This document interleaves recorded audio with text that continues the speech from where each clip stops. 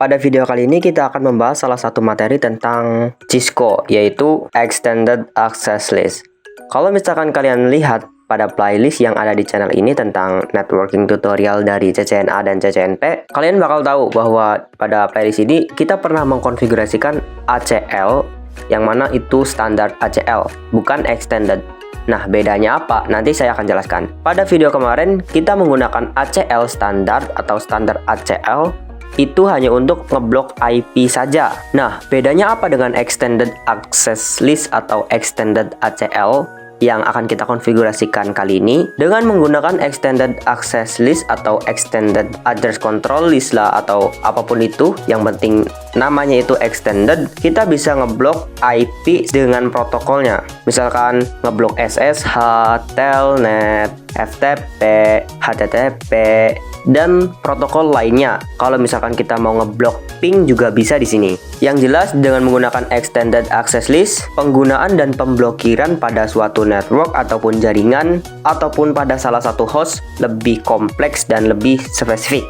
Karena dengan menggunakan Extended ACL ini, kita bisa mengatur protokolnya apa, portnya juga apa, misalkan seperti SSH menggunakan port 22, kita juga bisa mengaturnya di sini. Nah, pada topologi kali ini dan pada konfigurasi kali ini kita akan membuat dua tugas. Yang pertama itu kita akan ngeblok salah satu host agar nanti tidak bisa SSH ke router, atau nanti si PC client antara PC 3 ataupun PC 2 tidak bisa meremote router admin yang ada di sini. Dan kalau misalkan kalian lihat di sini ada server yang mana nanti servernya itu tidak bakalan bisa diakses oleh antara PC 3 ataupun PC 2. Kita akan mengaturnya di sini. Pada topologi ini saya sudah mencantumkan keterangan-keterangan IP address, dan pada topologi ini juga saya sudah mengkonfigurasikan routing dinamis EIGRP dan juga beserta SSH agar nanti si PC 2 dan PC 3 itu bisa meremote si router admin dan bisa juga mengakses servernya. Saya saranin kalian tonton video saya yang sebelumnya terlebih dahulu agar nanti pemahaman di video kali ini lebih paham dan lebih mudah dimengerti dan mudah dicerna juga.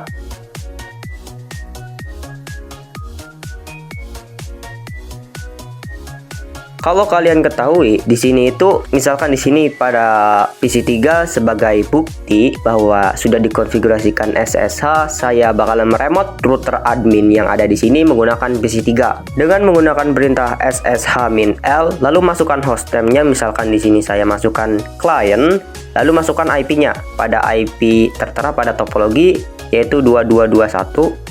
Masukkan password yang waktu kemarin itu passwordnya Cisco, dan saat mengenablekan juga passwordnya Cisco. Dan pada PC ini kita sudah meremote router admin dan kita juga bisa mengkonfigurasikan konfigurasi yang bisa kita akses pada router admin tersebut, seperti melihat IP address ataupun konfigurasi lainnya. Dan kalau misalkan kita ingin mengakses server, kita juga bisa menggunakan web browser di sini, ya tentunya menggunakan HTTP ya. Lalu ketikkan IP si servernya dan ya, boom, di sini sudah ada. Biar lebih mudah, saya ganti terlebih dahulu tampilan dari si web servernya itu sendiri pada menu service, dan kita rubah file index.html-nya. Misalkan di sini saya ubah menjadi Hello, I'm Imazi. Ini hanya sebagai contoh saja. Kalau misalkan kalian ingin mengikuti ya silahkan, ataupun kalau misalkan kalian tidak mengikuti dan mau merubahnya sendiri ya silahkan juga. Dan kalau misalkan kita akses lagi,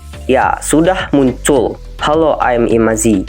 Yang pertama kita akan ngeblok web server terlebih dahulu agar nanti PC 3 dan PC 2 tidak bisa mengakses si web servernya. Kita bisa menggunakan atau mengkonfigurasikannya itu pada router admin yang paling tengah ini, router 0. Masuk ke konfigurasi terminal dan dengan menggunakan command access list, lalu kita masukkan nomor dari access listnya. Kalau misalkan extended dimulai dari 100 sampai 199. Kalian bisa milih salah satu dari nomor tersebut. Saya misalkan contohnya 100, lalu deny dan masukkan protokolnya. Untuk protokol sendiri banyak di sini, seperti ada ICMP, IP, OSPF, dan lain sebagainya. Karena kita mau ngeblok web server, yaitu protokolnya itu menggunakan TCP/IP. Jadi di sini kita masukkan TCP, lalu masukkan IP network ataupun IP host yang ingin diblok. Misalkan di sini IP network atau IP jaringan yang ingin diblok itu 3.0. Lalu masukkan juga wildcard-nya. Untuk wildcard, kalian bisa cari sendiri atau hitung sendiri menggunakan IP kalkulator yang ada di Google agar lebih mudah dan lebih cepat. Karena menggunakan prefix 24, jadi wildcard-nya 0.0.0.255. Lalu kita masukkan destinasi hostnya itu sendiri. Di sini kalian jangan bingung terhadap perintah-perintah yang asing seperti equal, gt, host, lt, nk, range, dan lain sebagainya kayak establish. Jangan khawatir, karena pada channel ini mungkin bakalan kita bahas satu persatu. Jadi, di sini saya akan mulai yang dari dasarnya terlebih dahulu, yang paling umum digunakan. Menggunakan komen selanjutnya itu eq atau biasa disingkat dengan equal, lebih tepatnya kepanjangannya equal. Lalu masukkan portnya. Untuk web server atau HTTP sendiri menggunakan port 80. Karena secara default kalau misalkan kita ngeblok sebuah network, maka networknya bakalan terblok semua, dan dengan seperti itu bakalan error. Dan dengan cara mengatasinya itu kita bisa masukkan seperti komen berikut ini.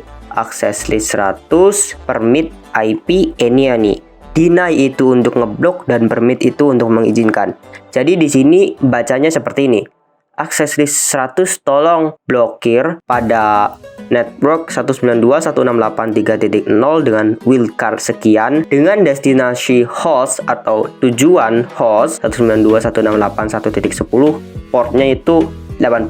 Dan untuk komen berikutnya, access list 100 izinkan semua IP semuanya, semua protokol, host, dan tujuan. Berarti selain komen yang di atas semuanya bisa dieksekusi. Selanjutnya kita cantumkan si access list ini kepada salah satu interface, dan pada topologi saya akan mengaksesnya pada interface serial 3/0 yang mana itu masuknya ke in dengan menggunakan IP access group, lalu masukkan nomor dari si extended-nya, lalu cantumkan inbound ataupun outbound sesuai traffic dan alur dari host ke tujuannya, yaitu in. Kalau misalkan kita coba lagi pada PC3 mengakses web server yang tadi, tidak bakalan bisa karena sudah terblokir. Request timeout. Selanjutnya saya akan ngeblok salah satu host dari PC3 ataupun PC2 agar nanti tidak bisa meremote router admin.